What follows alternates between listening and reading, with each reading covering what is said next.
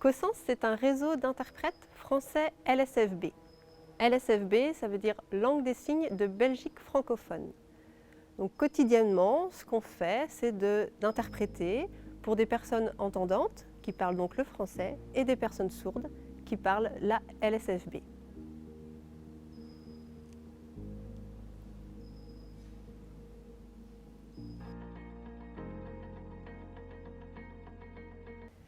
Alors COSENS, j'ai démarré effectivement toute seule il y a 4-5 ans à peu près.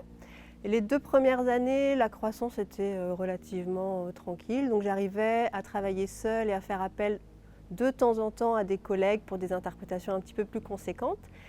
Et puis il y a 2 ans, l'activité s'est fortement accrue, beaucoup plus de demandes, des interprètes aussi qui arrivaient sur le marché du travail et qui étaient donc disponibles pour travailler avec moi.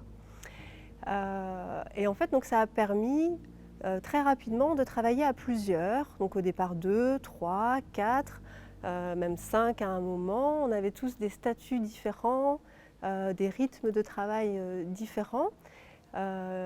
Et pendant très longtemps, j'ai assumé seule en fait toute la partie de gestion, donc traitement des demandes, facturation, secrétariat pour toute cette équipe. Et puis très vite, on a eu besoin de prendre des décisions, on a eu besoin aussi de partager notre travail, de partager des tâches hors interprétation. Et pour tout ça, finalement, une simple délégation, c'était pas suffisant. On avait besoin de pouvoir redéfinir notre équipe, on avait besoin de pouvoir travailler vraiment collectivement. Et donc on a décidé de proposer notre candidature à un parcours d'accompagnement par COP-City.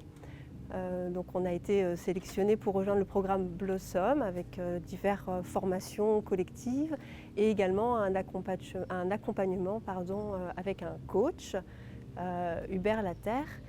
Et tout ça pour nous c'était important en fait parce que ça a permis justement à chacune et à chacun de s'aligner sur le projet et de pouvoir en fait le penser vraiment collectivement, pas à pas, sans idée préconçue ou a priori, et vraiment se poser toutes les questions dans un processus d'accompagnement participatif et surtout collectif.